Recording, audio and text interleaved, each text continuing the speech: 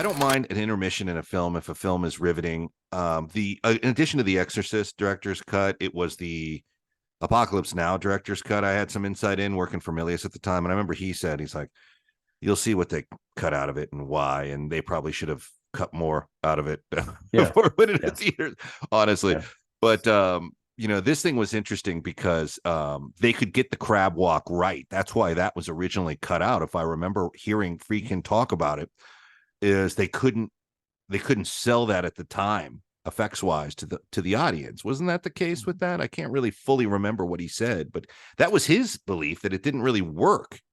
I don't remember. I wasn't even aware of that scene. I wasn't aware that scene was taken. And then I noticed it when it was back in, but I never knew that it had been cut out. And sometimes stuff is just running long. Do you remember The Postman? Thing? When we were in production, Phil Rollins was sitting in dailies and he would say, "This is never going to be in a movie. This will never be in a movie. Oh, this shot will never be in a movie." Because he knew it was running long, because we keep a running tab of what the length is. It's one of the script supervisor's jobs. I knew we were in trouble with The Postman when Premiere Magazine referred to it as Dirtworld. Yeah. One of the funny things, before I forget, though, that was in the Warner Brothers story department, which was run by Teresa Wayne, who was John Wayne's granddaughter, I think. Yes. They had a script in there for Beetlejuice 2. It was called Beetlejuice. Do you remember that?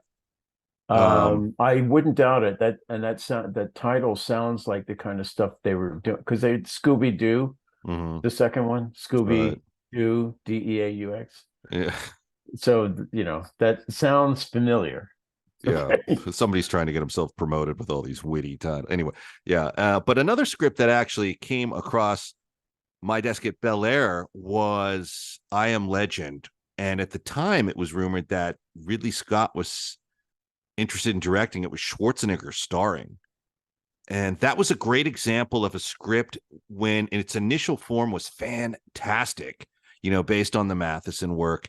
And gradually rewrites would come in and you'd look at them and be like, oh, now it's like 70% of what it was. And now it's 50%. And now it's 30% of what it was. It was like getting cannibalized. It was such a good script. Did you read that script when you were there? And they had to rewrite it because why? You couldn't shoot that movie. That movie was too expensive to shoot. It was everything that was in that script, and shooting it in New York City like we did, I mean, that would have been the script you read that you wanted to see realized on the screen could only have been shot during the pandemic, but then you wouldn't have had a crew to do it. You'd have to have somebody with a steady cam following the character around and do it. Arnold by then was distracted, with starting his political career.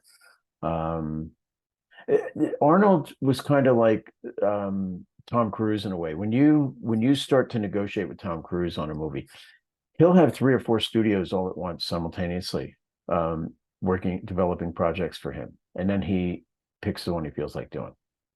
He might eventually do all of them, but he picks the one he feels like doing. So meanwhile, you've spent millions on development on something that may never be done, or unless you get it with someone else. And then Arnold just did the same thing. So it ended up going to Will Smith. I actually never saw that film. I don't remember what was happening in my life at the time when that movie came out or when they were finishing it, but I never got to see it. And I've thought about it because it's appeared on, on cable and stuff like that. It's been there, but I still have never seen it. I loved that script. I mean, I only had one problem with it, and that was in the initial attack. The zombies seemed to attack in like a formation.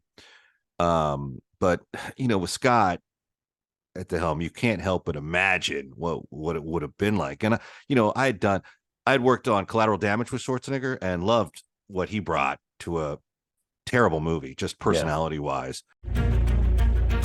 Your road to redemption is paved with tombstones. No quarter, kill all masters. Go to noquarterkillallmasters.com. Rated R.